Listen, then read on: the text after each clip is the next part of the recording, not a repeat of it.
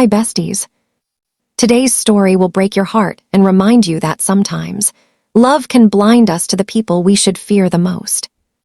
This is the story of Ada, a woman who loved too deeply and paid the price for trusting the wrong man. The story begins. I used to think love could fix anything. That if you gave your heart fully to someone, they'd never hurt you. But life, as I learned, doesn't work that way. My name is Ada, a 26-year-old fashion designer in Lagos. I wasn't rich, but my small shop in Surulere was growing fast. I worked hard, prayed harder, and believed in love until I met Tobai. He was tall, charming, with that smile that could melt even a strong woman's heart. We met at a wedding, and from that night, he never stopped calling.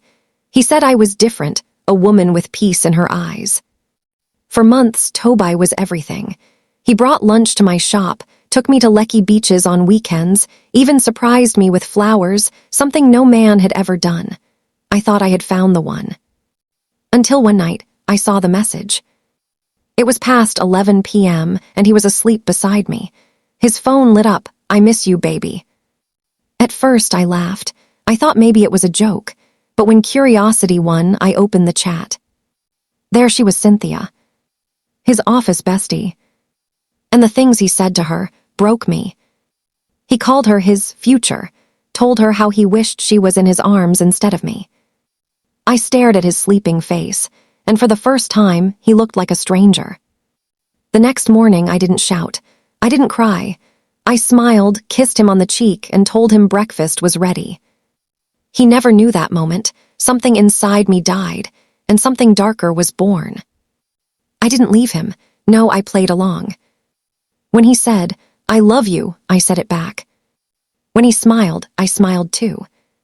But in my heart, I was planning. For weeks, I pretended. I cooked, laughed, made love, and watched. I learned everything about him. His work, his friends, even Cynthia's address. He thought I was still his sweet Ada, but I was slowly becoming someone else. A month later, Tobai's birthday came. I threw him a big surprise, invited his friends, colleagues, even Cynthia. He didn't know I had seen her name on the guest list myself. When she walked in, she froze. She didn't expect me to be there. I smiled at her, hugged her, even offered her a drink. "Ah, Cynthia, so you're the famous office friend Tobai always talks about," I said softly. Tobai's face went pale. She smiled awkwardly and said, "Yes, we're close." Everyone laughed, only I knew the truth. That night, I kissed Tobai in front of everyone and whispered in his ear, "Happy birthday, love. I hope she was worth it." His eyes widened. He knew I knew. After that night, things changed.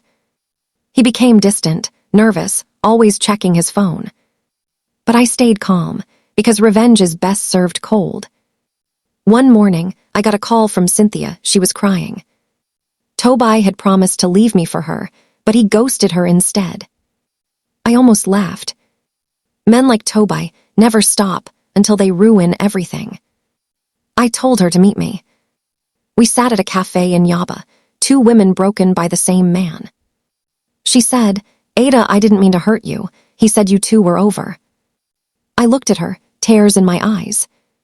"Cynthia, don't worry. You're not the first woman he lied to, but let's both end this." She nodded, confused. That day, I made her my ally in silence. I started ignoring Tobai. He came to my shop, begging, saying he loved me, saying it was just a mistake. I smiled and said, "I know, baby, I just need space." Inside, I wanted him to feel the same emptiness he gave me. But then, I made the mistake of falling again. He cried one night, told me he couldn't sleep without me. And like a fool, I let him hold me. I believed him again. For a while, it felt like love was back. Until one morning, I saw his phone ringing. It was Cynthia. And guess what? He still picked up. "Babe, I told you not to call me when I'm home," he said, his voice calm, like nothing had happened. That was it. I walked out that day without a word. 3 months later, I heard Tobai was engaged to Cynthia. I should have been angry, but I felt empty. Still, something inside me wanted closure. So I went to the engagement. Yes, I went. In a red dress, simple but striking. When Cynthia saw me, her smile faded. Toby froze. He followed me outside after the event and said, "Ada, why are you here?" I smiled. "To wish you happiness." He looked guilty, almost scared. "Ada, you know I didn't mean to hurt you." I interrupted softly. "You did, Toby, but it's okay. Some lessons have to hurt before we learn." He reached for my hand. I stepped back. "You already taught me what I needed to know." I turned and walked away. 2 months later, I heard they didn't make it to the wedding. Cynthia found out he was cheating again, this time with her friend. Karma had done her job. But life didn't give me peace either. I thought revenge would make me free, but it only left me emptier. I stopped trusting anyone. I stopped laughing. Even my business started to crumble because my heart wasn't in it anymore. I realized I didn't destroy Toby. I destroyed myself trying to hurt him. One rainy evening, I sat alone in my shop, lights off, watching the street outside. I saw a couple walking under one umbrella, laughing. And I whispered to myself, maybe love isn't the problem, maybe who we give it to is. That night, I locked up early. Toby called again, maybe to say sorry, maybe to start over. I didn't pick up. I deleted his number and finally blocked him, not out of anger, but peace. Sometimes, walking away is the real revenge. People often ask me if I regret loving him. I don't. I only regret not loving myself more. Because when you love too deeply, you forget not everyone deserves the kind of heart you carry. So to every woman listening right now, don't let betrayal change who you are. Let it teach you to love smarter, not colder.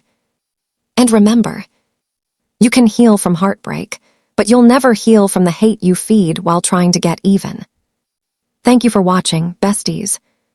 If this story touched your heart, don't forget to like, share, and subscribe for more emotional stories every 3 days.